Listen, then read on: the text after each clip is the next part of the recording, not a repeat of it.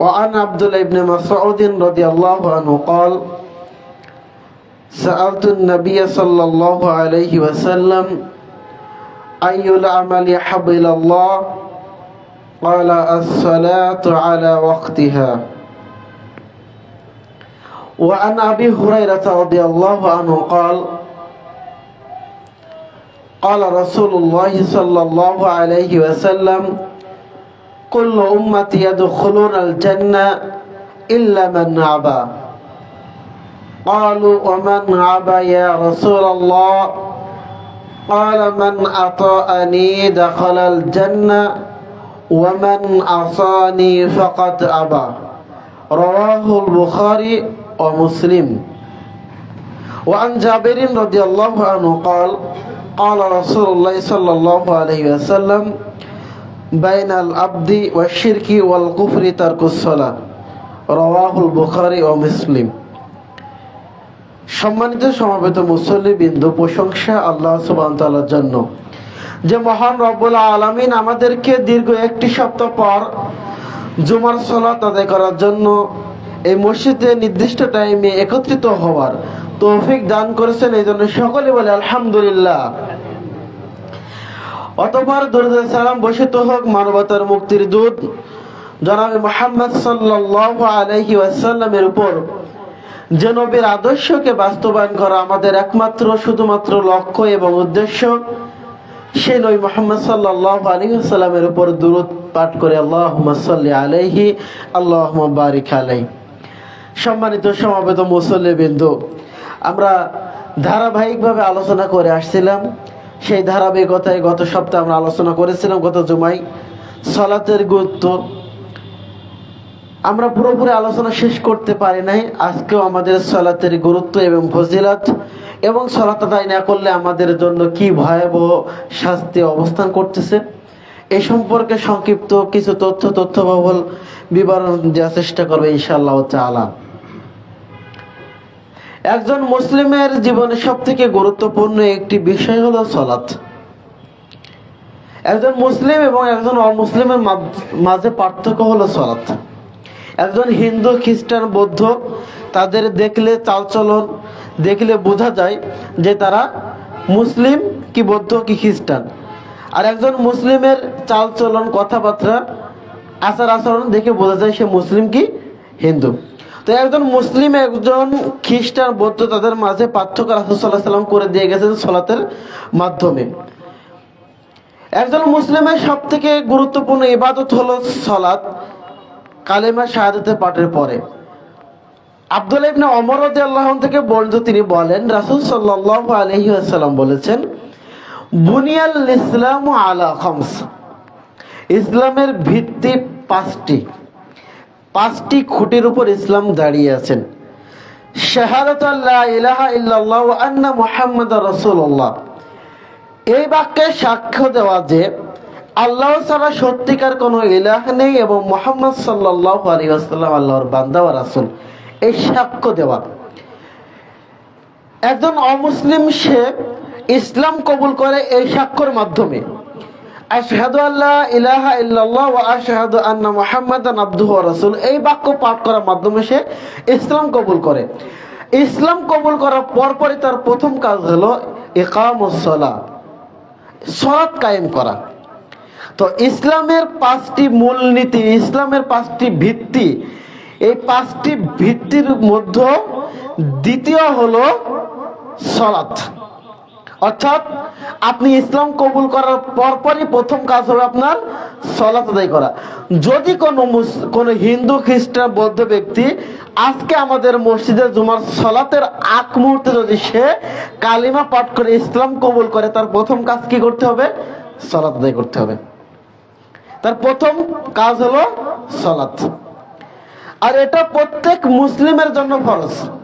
যদি কোনো মুসলমান কালিমা পাঠ করার পর, শাহাদাতাইন পাঠ করার পরে যদি সালাত বাদ দিতে যাকাত প্রদান করে, সালাত বাদ দিতে সিয়াম পালন করে, সালাত বাদ দিতে হজ করে, তার সালাত বাদ দিয়ে যদি যাবতীয় প্রত্যেকটা ইবাদত যদি করে সালাত বাদ দিয়ে, তাহলে তার কবুল হবে না।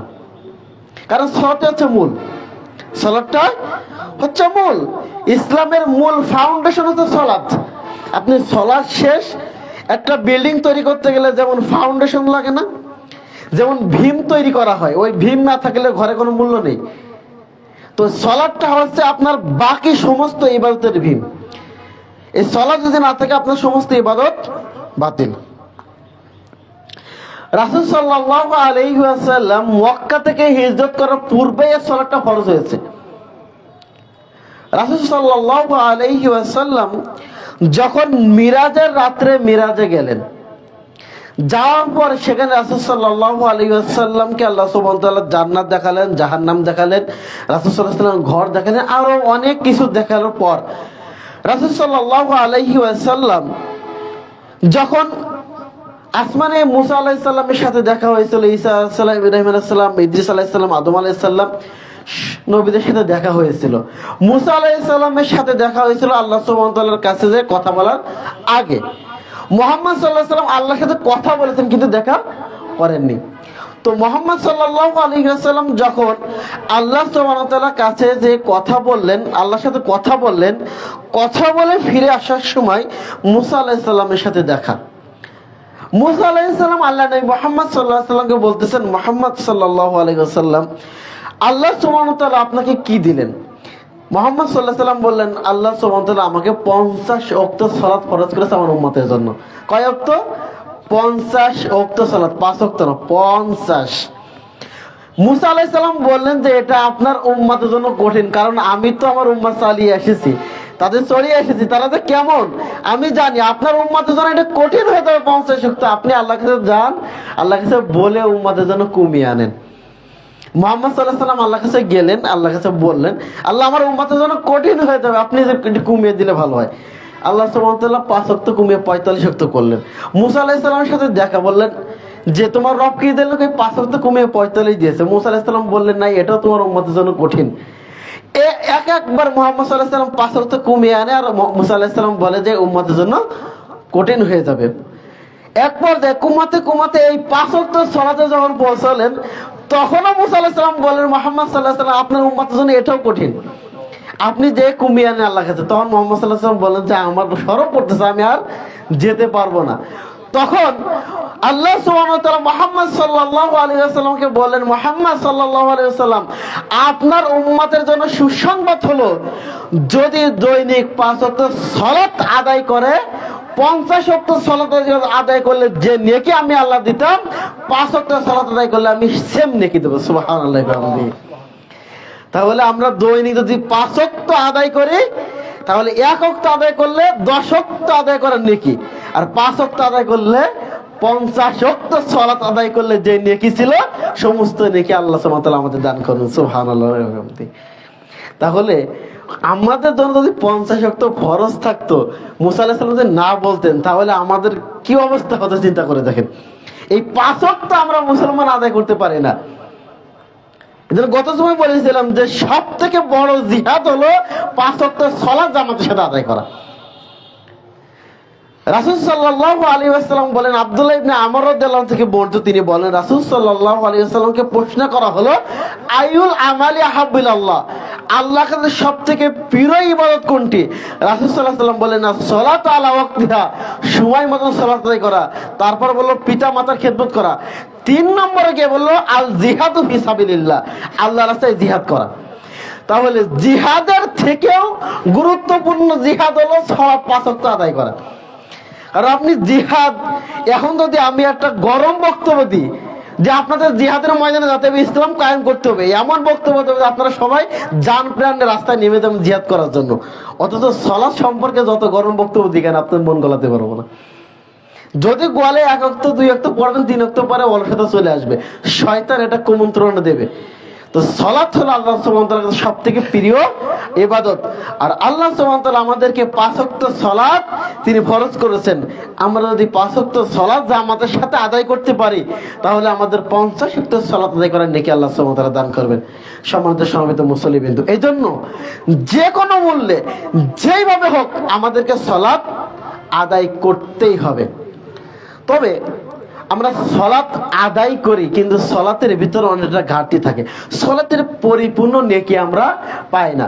রাসূল সাল্লাল্লাহু আলাইহি ওয়াসাল্লাম বলেছেন যে সলাতের নেকি হচ্ছে 3 ভাগে বিভক্ত। কয় ভাগে? 3 ভাগে। এক ভাগ হলো উযু। যদি আপনি উযু পরিপূর্ণভাবে আদায় করতে পারেন তাহলে আপনি সলাতের 3 অংশের 1 অংশ পাবেন। তারপর রাসূল সাল্লাল্লাহু আলাইহি ওয়াসাল্লাম বলেছেন আর 1 অংশ হলো রুকু, আর 1 অংশ হলো সেজদা। যদি আমরা উযু সুন্দর মতন করি, রুকু সুন্দর মতন করি এবং সেজদা সুন্দর মতন করি, তাহলে আমাদের সালাতটা পরিপূর্ণ সালাতের নেকিটা পাবো। তো আমরা অনেকে উযু করতে গেলে তাড়াহুড়া করে উযু করে, গিরা ভেজে, তা হাতের আঙ্গুল তলা ভেজে না, পায়ের গিরা ভেজে না, অনেক ভাবে উযুতে গাফলতি থাকে। তবে আমাদের এই গাফলতি করা যাবে না, আমাদেরকে উযুটা সুন্দর মতো করতে হবে। দেখুন রাসূল সাল্লাল্লাহু আলাইহি ওয়াসাল্লাম তিনি উযুর ব্যাপারে দেখেন, আমরা যদি 5 ওয়াক্ত সালাতের পূর্বে উযু করি আমাদের কি হবে, হাদিসটাকে বলে নিয়ে ভুলে তো পরে। রাসূল সাল্লাল্লাহু আলাইহি ওয়াসাল্লাম বলতেছেন, যখন আপনি উযু করার জন্য পাত্র থেকে পানি নিয়ে যখন আপনার 2 হাত সুন্দর করে 3 বার ধৌত করবেন, রাসূল সাল্লাল্লাহু আলাইহি ওয়াসাল্লাম বলতেছেন আপনার 2 হাতের যে পাপগুলো আছে আল্লাহ সুবহানাহু ওয়া তাআলা সমস্ত পাপগুলো উযুর পানির সাথে ঝরিয়ে দেবেন। সুবহানাল্লাহি ওয়া বিহামদিহি।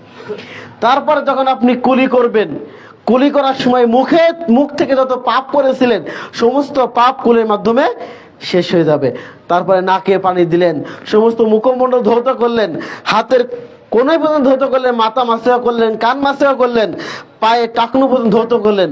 এই সমস্ত অঙ্গ প্রত্যঙ্গ আপনি উযুর জন্য যদি ধৌত করেন, আল্লাহ সুবহানাহু ওয়া তাআলা বলেন রাসূল সাল্লাল্লাহু আলাইহি ওয়াসাল্লাম বলেন প্রত্যেকটা পানি ফোটার সাথে সাথে আপনার সমস্ত অঙ্গ প্রত্যঙ্গের গুনাহ, সমস্ত গুনাহ ঝরে যাবে। সুবহানাল্লাহি ওয়া বিহামদিহি। তাহলে হাত, পা, মুখ, নাক, পায়ের কোনো গুনাহ কি আমাদের জন্য থাকবে উযুর মাধ্যমে? তাহলে সালাত শুরু করার আগে হাত, পা, নাক, মুখের গুনাহ তো শেষ, এখন সালাত তো বাকি আছে। তো এই উযুরটা যদি আমরা সুন্দর মতন আদায় করতে পারি, সুন্দর মতন উযু করতে পারি, তাহলে সালাতের নেকিটা আমরা পরিপূর্ণ পাবো বলে আশা করি। দ্বিতীয় থাকলো আমাদের রুকু।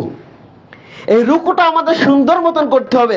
রাসূল সাল্লাল্লাহু আলাইহি ওয়াসাল্লাম রুকুতে যেতেন, সাহাবীরা বলতেন যে এমন ভাবে লম্বা রুকু করতেন যেন তিনি রুকু থেকে উঠবেন না। আবার যখন রুকু থেকে উঠতেন লম্বা ভাবে দাঁড়িয়ে থাকতেন, মনে তিনি সিজদায় যাবেন না। তিনি রুকুতে গিয়ে সুবহানা রাব্বিয়াল আযীম এই বাক্য পড়তেন। তারপর বিভিন্ন রকম দোয়া তিনি রুকুতে যে পড়তেন। রুকু থেকে উঠে রব্বানা ওয়ালাকাল হামদ হামদান কাসীরান তাইয়িবান মুবারাকান ফি। এক হাদিসে আছে রাসূল সাল্লাল্লাহু আলাইহি ওয়াসাল্লাম বললেন, এক সাহাবী তিনি নামাজের ভিতরে রুকু থেকে উঠে বললেন রব্বানা ওয়ালাকাল হামদ হামদান কাসীরান তাইয়িবান মুবারাকান ফি, এই বাক্যটা বললেন। রাসূল সাল্লাল্লাহু আলাইহি ওয়াসাল্লাম সালাম ফেরানোর পরে বললেন, তোমাদের মধ্যে কে আছে এই বাক্যটা বললো? তখন সাহাবীরা ভয় থেকে বলেন না জানি কি ভুল করে ফেলেছি। রাসূল সাল্লাল্লাহু আলাইহি ওয়াসাল্লাম বলেন, বলো কে বলেছেন? তখন একজন সাহাবী সাহস করে বললেন, আল্লাহ নবী সাল্লাল্লাহু আলাইহি ওয়াসাল্লাম আমি এই বাক্যটা বলেছি। রাসূল সাল্লাল্লাহু আলাইহি ওয়াসাল্লাম বললেন, আমি দেখলাম 2 জন ফেরেশতা এই নেকি নিয়ে পাল্লা করতেছে যে আল্লাহ সুবহানাহু ওয়া তাআলার কাছে কে এই নেকিটা আগে পৌঁছাবে। তাহলে এই দোয়াটা বললে আমাদের জন্য কি লিখে নেকি রয়েছে। তবে আমাদের রুকুটা কেমন হয়ে গেছে, একেবারে মাথাটা নিচে করতে পারলে মনে রুকু হয়ে গেল, মাথাটা নিচে করে উঠে দাঁড়ায় আবার ঠাস করে সিজদায় চলে যায়। এইভাবে যদি আমরা আদায় করি তাহলে পরিপূর্ণ রুকু আদায় হবে না। আবার আমরা সেজদায় যাই, ঠিক একই অবস্থায় করি, ঠাস করে একটা সেজদা দিই, আবার সেজদা থেকে উঠে আবার সেজদা দিই। অথচ মাঝখানে রাসূল সাল্লাল্লাহু আলাইহি ওয়াসাল্লাম আল্লাহুম্মা গফিরলি ওয়ারহামনি ওয়াহদিনি ওয়াফিনি ওয়ারযুকনি এই বাক্য তিনি পড়তেন, অথচ আমরা পড়ি না।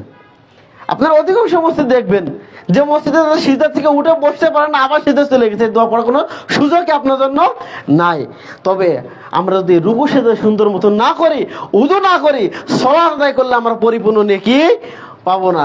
এই জন্য সালাত আদায় করতে হবে। রাসূল সাল্লাল্লাহু আলাইহি ওয়াসাল্লাম বলেছেন, সল্লু কামা রাআইতুমুনি উসাল্লি, তোমরা সালাত সেইভাবে আদায় করো যেইভাবে আমাকে দেখেছো। রাসূল সাল্লাল্লাহু আলাইহি ওয়াসাল্লাম যেইভাবে আদায় করেছেন আমাদেরকে সেইভাবে আদায় করতে হবে। আপনি বুখারী মুসলিম খুলে দেখুন, স্পষ্টভাবে হাদিসগুলো আছে। রাসূল সাল্লাল্লাহু আলাইহি ওয়াসাল্লাম বলেছেন, যদি কেউ পায়ের সাথে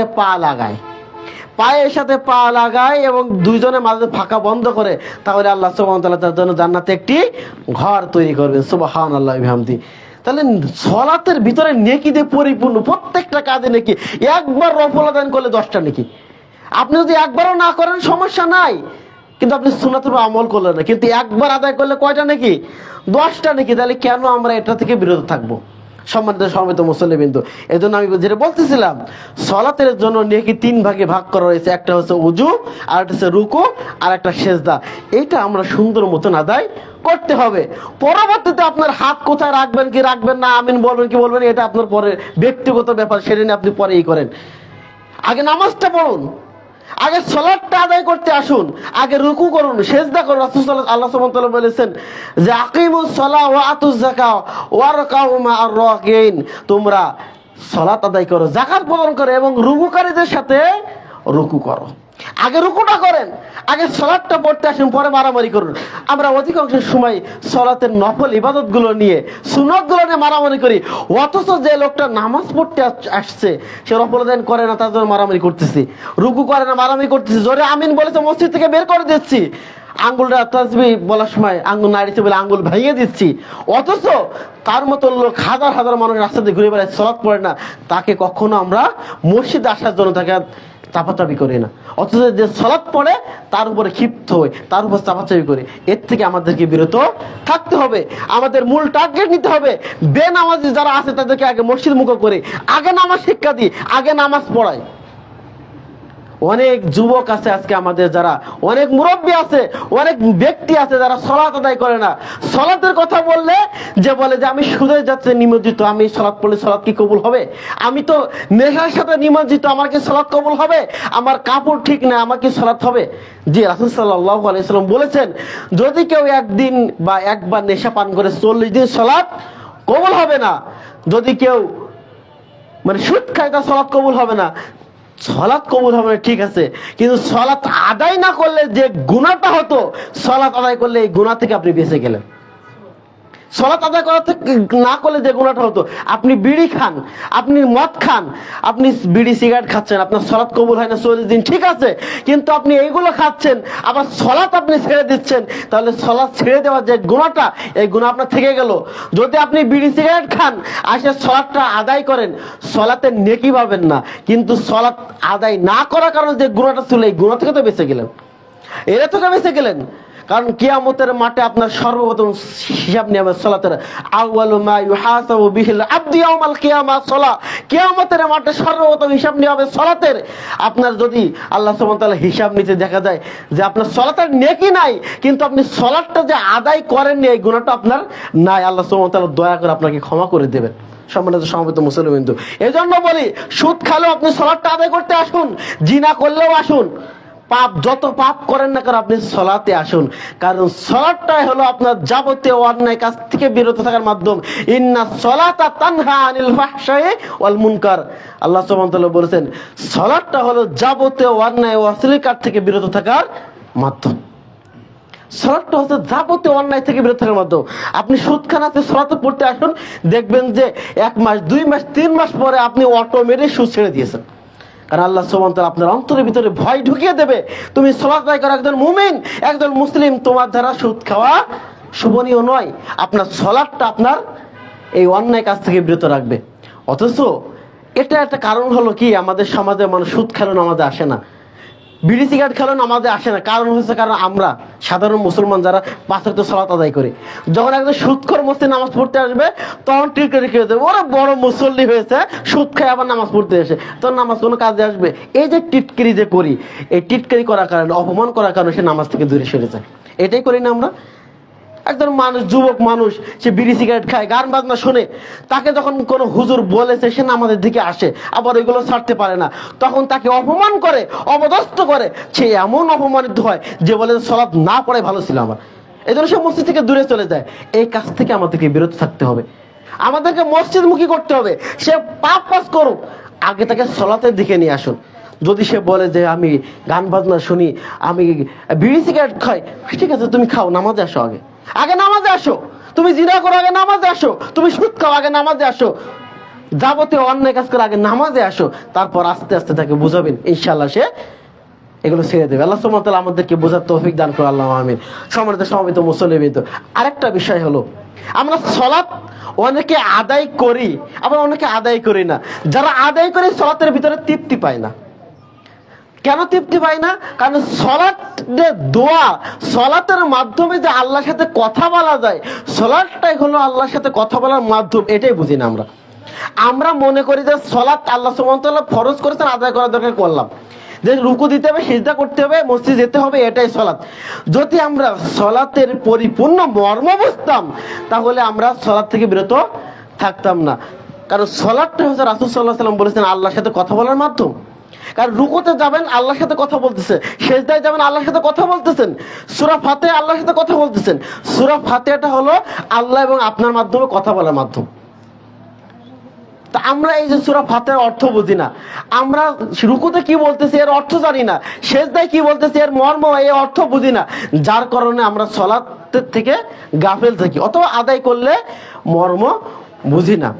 আমাদের সালাতটা আমরা কি বলতেছি এটা আমাদেরকে বুঝতে হবে।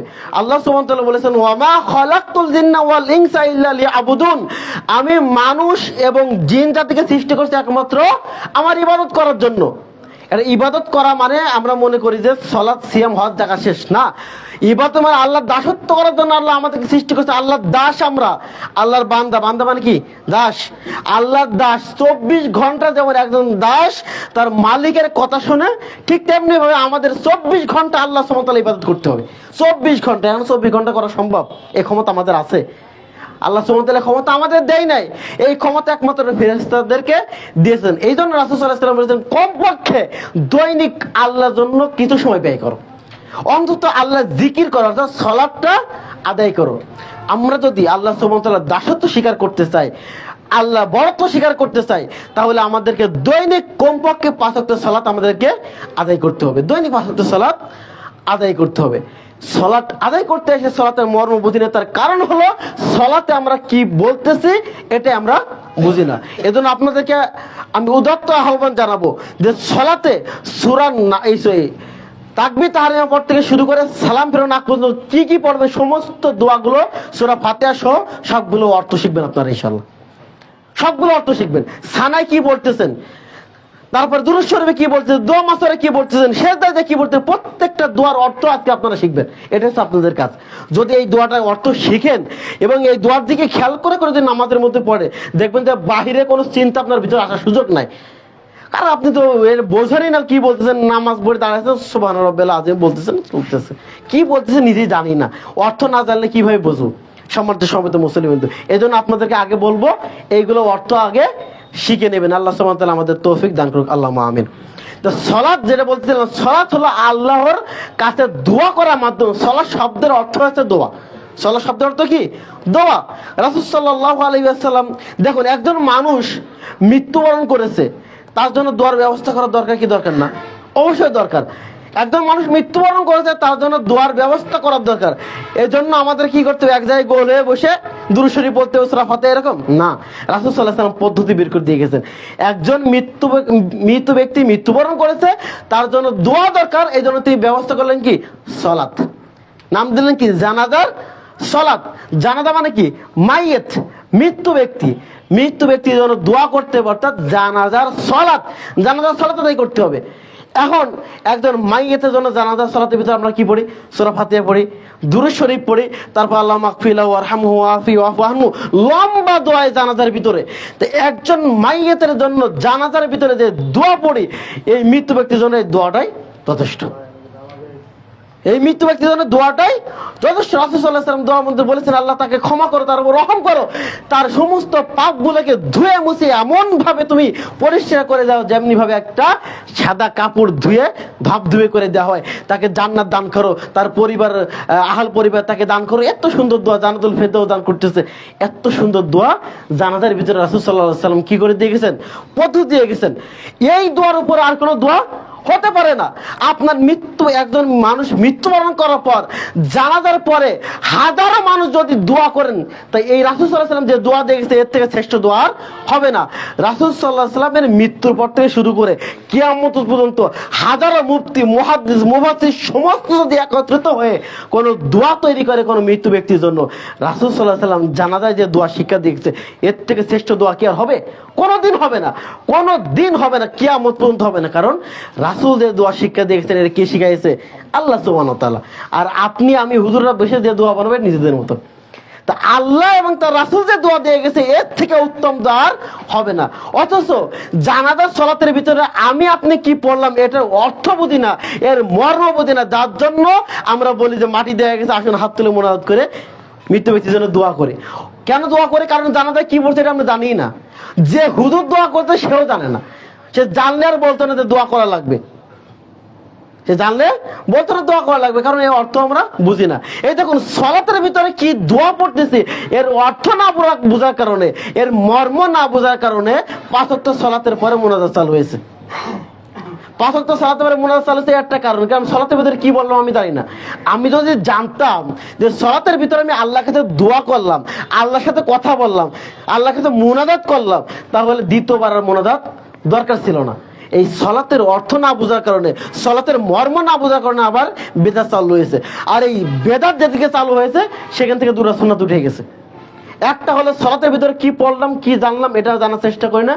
দ্বিতীয় হলো রাসূল সাল্লাল্লাহু আলাইহি ওয়াসাল্লাম যে সালাতের পরে শিক্ষা দিয়েছেন যে আস্তাগফিরুল্লাহ আস্তাগফিরুল্লাহ ওয়া আনতাস সালাম ওয়া মিনকাস সালাম, তারপরে আয়াতুল কুরসি, সূরা নাস, ফালাক, এই যে জিকির আজকারগুলো আল্লাহ রাসূল সাল্লাল্লাহু আলাইহি ওয়াসাল্লাম শিক্ষা দিয়েছেন এগুলো উঠে গেছে। যেদিন থেকে বেদাত চালু হয়েছে সেদিন থেকে কি হয়েছে? সুন্নাত বিলুপ্ত হয়ে গেছে। রাসূল সাল্লাল্লাহু আলাইহি ওয়াসাল্লাম এই সুন্নাত চালু হয়ে গেছিল, কিন্তু আমরা কি করেছি? সালাতের অর্থ না বোঝার কারণে সুন্নাতকে বাদ দিয়ে বেদাতকে প্রতিষ্ঠা করে নিয়েছি। অথচ দেখবেন অধিকাংশ মসজিদে সালাম প্রেরণ করে আল্লাহুম্মা আমিন বলার পর সমস্ত মুসল্লি সুন্নত পড়ে মসজিদ থেকে বের হয়ে যায়। কেউ কোনোদিন আয়াতুল কুরসি পড়ে নাই। রাসূল সাল্লাল্লাহু আলাইহি ওয়াসাল্লাম বলেছেন যদি কেউ সকালে আয়াতুল কুরসি পড়ে সারা দিনের ভিতরে যদি সে মৃত্যুবরণ করে মাগরিবে পড়বে তাহলে সে জান্নাতে চলে যাবে। যদি কেউ মাগরিবে পড়ে আগামী ফজরের আগ পর্যন্ত যদি এর ভিতরে সে মৃত্যুবরণ করে সে জান্নাতে চলে যাবে।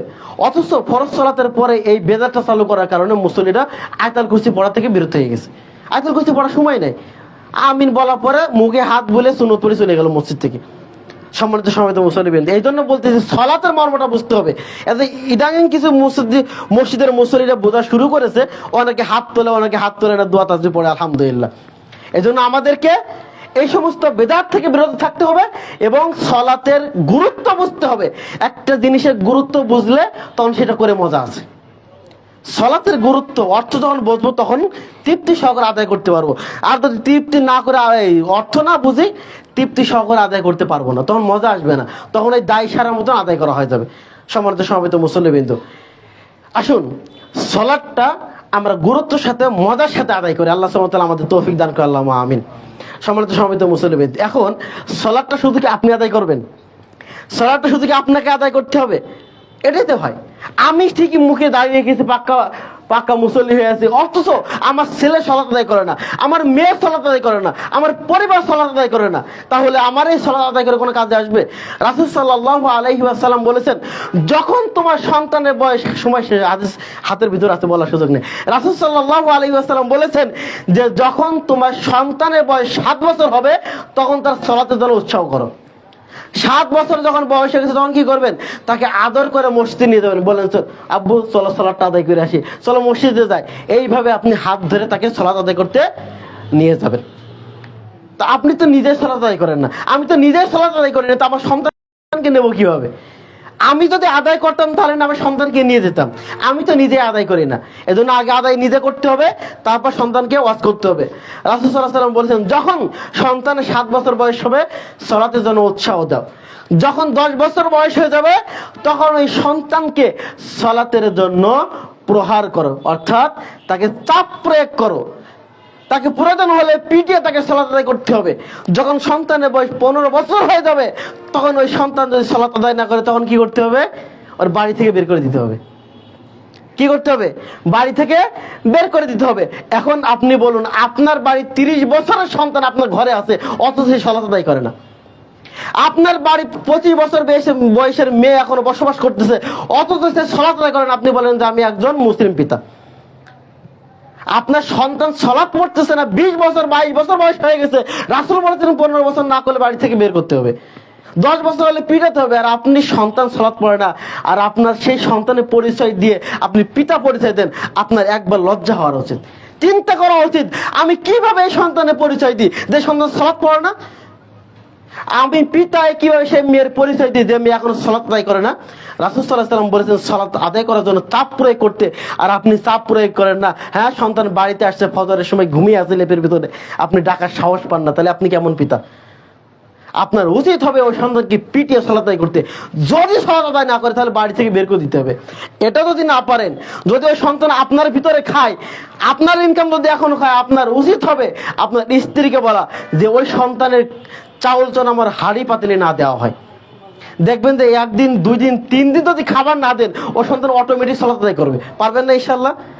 পারবেন কিভাবে? আমি তো নিজে আদায় করতেছেন, আমার সন্তানকে কিভাবে বলবো? রাগ করেন আপনারা যে আমি নিজে আদায় করি না, সন্তানকে কিভাবে বলবো? এই জন্য আল্লাহ সুবহানাহু ওয়া তাআলা বলেছেন যে আগে নিজে করো, তারপরে অন্যকে বলো। আগে নিজে আমল করতে হবে। আমি শুধুমাত্র এখানে দাঁড়িয়ে, মেম্বারে দাঁড়িয়ে বক্তব্য দিয়ে গেলাম, আমি নিজের সালাত আদায় করি না, তাহলে কোনো লাভ হবে না। সালাত নিজেকে আদায় করতে হবে, পরিবারকে আদায় করাতে হবে।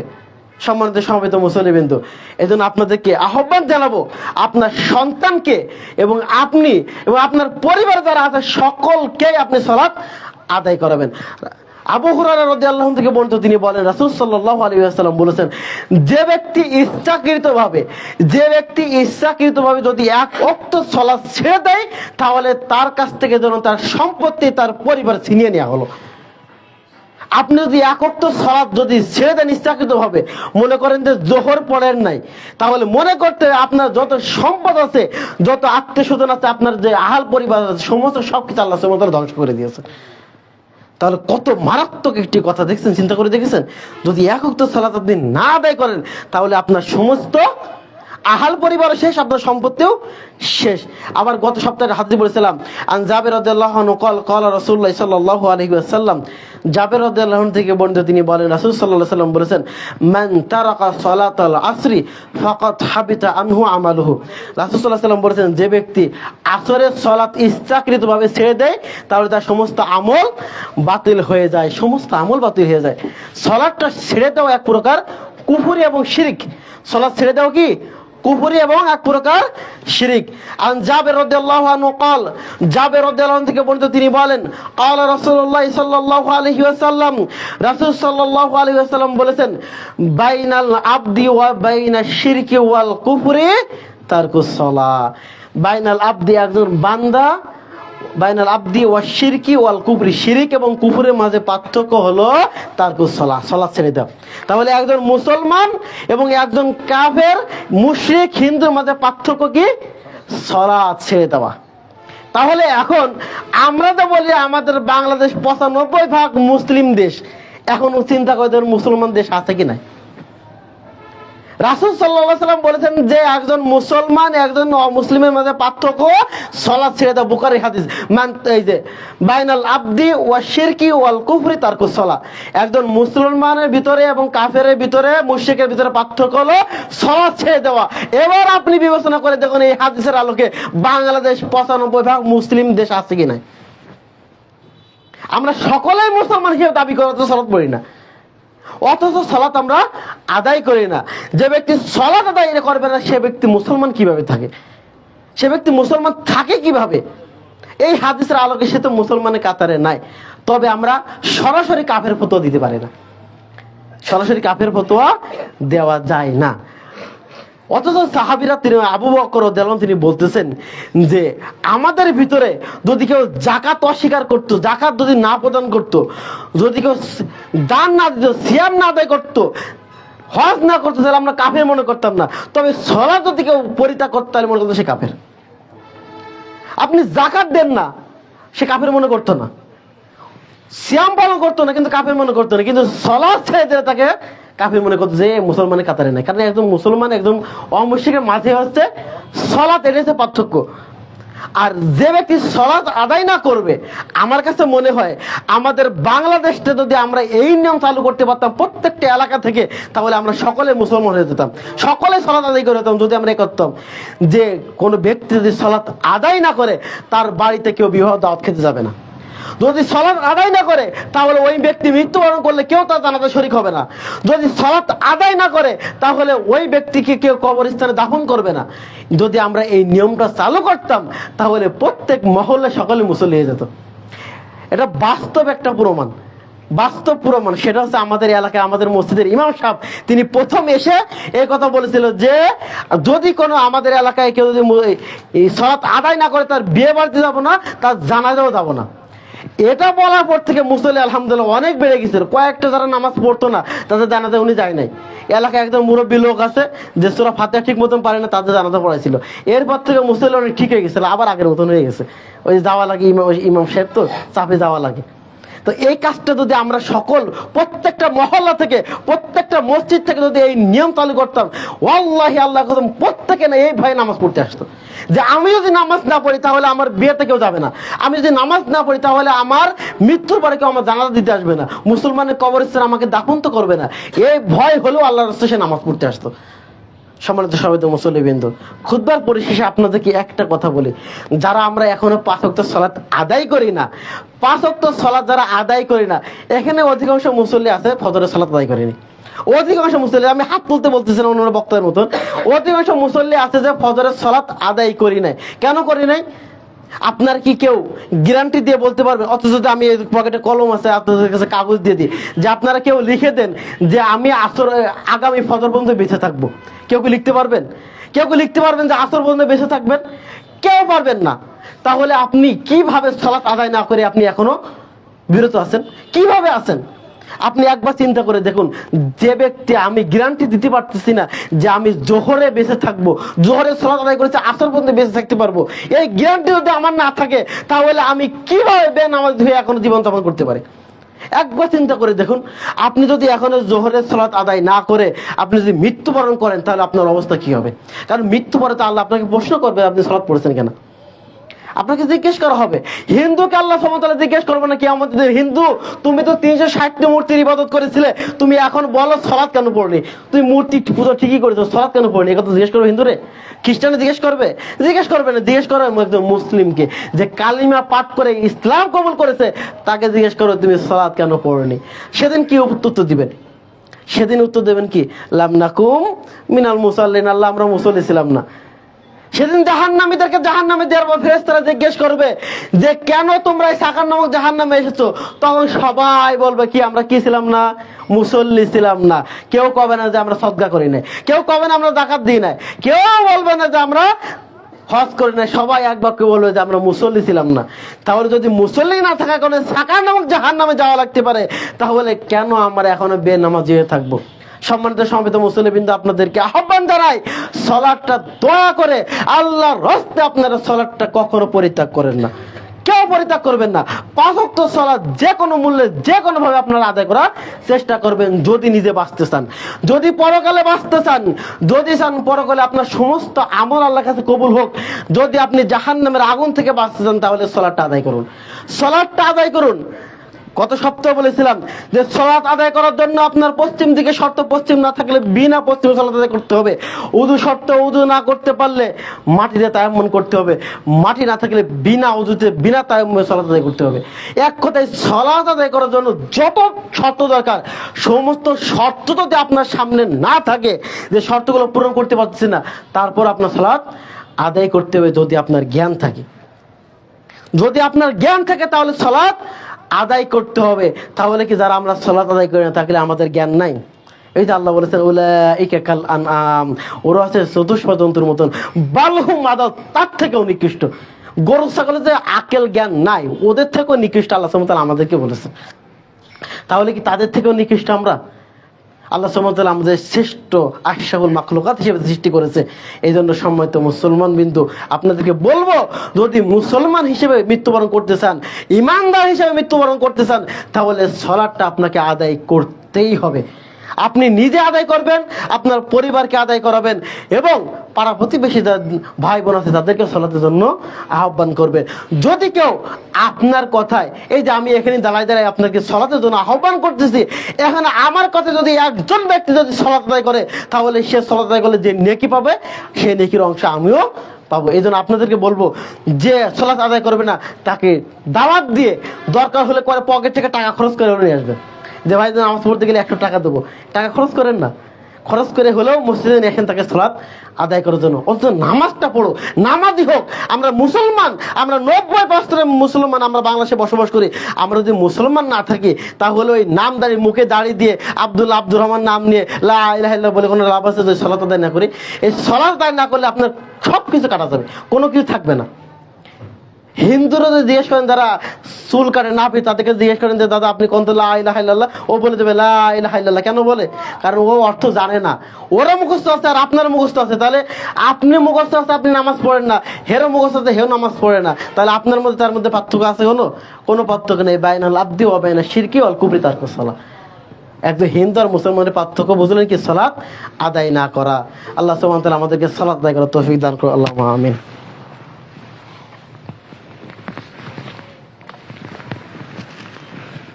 إن الحمد لله نحمده ونستعينه ونستغفره ونعوذ بالله من شرور أنفسنا ومن سيئات أعمالنا من يهد الله فلا مضل له ومن يضلل فلا هادي له وأشهد أن لا إله إلا الله وحده لا شريك له وأشهد أن محمدا عبده ورسوله أما بعد أعوذ بالله من الشيطان الرجيم بسم الله الرحمن الرحيم إن الله وملائكته يصلون على النبي يا أيها الذين آمنوا صلوا عليه وسلموا تسليما اللهم صل على محمد وعلى آل محمد كما صليت على إبراهيم وعلى آل إبراهيم إنك حميد مجيد اللهم بارك على محمد وعلى آل محمد كما باركت على إبراهيم وعلى آل إبراهيم إنك حميد مجيد ربنا ظلمنا أنفسنا وإن لم تغفر لنا وترحمنا لنكونن من الخاسرين ربنا آتنا في الدنيا حسنة وفي الآخرة حسنة وقنا عذاب النار رب ارحمهما كما ربياني صغيرا رب ارحمهما كما ربياني صغيرا اللهم أعز الإسلام والمسلمين وأذل الشرك والمشركين ودمر أعداء الدين يا رب العالمين খুদবা পরিশেষে আল্লাহ সুবহানাহু ওয়া তাআলার কাছে দোয়া করে, আল্লাহ যারা অসুস্থ আছে তুমি সকলকে শিফায়ে কামিলা আজেলা দান করো আল্লাহুম্মা আমিন। আল্লাহ যারা ঋণগ্রস্ত আছে সকলকে ঋণ মুক্ত হওয়ার তৌফিক তুমি দান করো আল্লাহুম্মা আমিন। আল্লাহ যারা মৃত্যুবরণ করেছে তাদের সকলে কবরে আযাব মাফ করে জান্নাতুল ফেরদাউস দান করো আল্লাহুম্মা আমিন। আল্লাহ আমরা যারা জীবিত আছে তুমি আমাদের সকলকে ঈমানের উপর অটল থেকে মৃত্যুবরণ করার তৌফিক দান করো আল্লাহুম্মা আমিন। আল্লাহ তুমি আমাদেরকে দৈনিক 5 ওয়াক্ত সালাত জামাতের সাথে আদায় করার তৌফিক দান করো আল্লাহুম্মা আমিন। আল্লাহ যারা এখনো বেনামাজি হিসেবে আছে তুমি আমাদের সকলকে 5 ওয়াক্ত সালাত আদায় করার তৌফিক দান করো আল্লাহুম্মা আমিন। সম্মানিত মুসল্লিবৃন্দ, পরিশেষে আপনাদেরকে একটা আহ্বান জানাবো, সেটা হলো এই, আপনারা জানেন দীর্ঘদিন ধরে আমাদের এই মসজিদটা আলহামদুলিল্লাহ পরিচালনা হয়ে আসছে। আমাদের কিছু দিনী ভাইয়ের মাধ্যমে এটা পরিচালিত হয়ে আসছিল এবং অনেক খতিবের আগে এসেছে, কিন্তু ইদানিং আমি ধারাবাহিকভাবে আসতেছে আলহামদুলিল্লাহ। আল্লাহ সুবহানাহু ওয়া তাআলা যে কয়দিন চায় আপনাদের মাঝে আসবো ইনশাআল্লাহ। তবে এই মসজিদে কিছু খরচ আছে যেটা আমাদের ব্যয়বহুল হয়ে যাচ্ছে। একজন মুয়াজ্জিন আছে, একজন খতিব আছে, একজন ইমাম আছে, তাদের একটা বেতন দেওয়া হয় যেটা আমাদের দ্বারা খুবই কষ্ট হয়ে যাচ্ছে। এই জন্য আপনাদেরকে একটা আহ্বান জানাবো, যারা স্থায়ী যারা আছেন তারা আপনারা মাসিক একটা ভাতা প্রদান করবেন। আপনারা একটা নাম লিস্ট করবেন, যে লিস্টে যে আমি 500 টাকা, 100 টাকা, 1000 টাকা যে যা দিবেন এই মসজিদের জন্য প্রতি মাসে আপনারা একটা প্রদান করবেন, যার মাধ্যমে যেন আমরা মুয়াজ্জিন, ইমাম এবং খতিবদের একটা সম্মান দিতে পারি, যাতে করে তাদের যারা কষ্ট করে এদের এই কষ্টের মূল্য তো দেওয়া যায় না, একটু সম্মানে দিলাম, সামান্য সম্মানে দিয়ে দিলাম, পথ খরচ দিয়ে আমি আসি, আমার একটু পথ খরচ দিয়ে দিলেন যতটুকু পারেন। এজন্য আমাদের এই ব্যয়বহুল হয়ে যাচ্ছে। এজন্য আপনাদের কাছে একটা আহ্বান, আপনারা একটা মাসিকভাবে দেওয়ার চেষ্টা করবেন। আল্লাহ সুবহানাহু ওয়া তাআলা আমাদের দান করার তৌফিক দান করো আল্লাহুম্মা আমিন। আল্লাহ তুমি আমাদের সকলকে দ্বীনের জন্য কবুল করে নাও আল্লাহুম্মা আমিন। সুবহানাকাল্লাহুম্মা ওয়া বিহামদিকা আশহাদু আল্লা ইলাহা ইল্লা আনতা আস্তাগফিরুকা ওয়া আতুবু ইলাইক। আসসালামু আলাইকুম।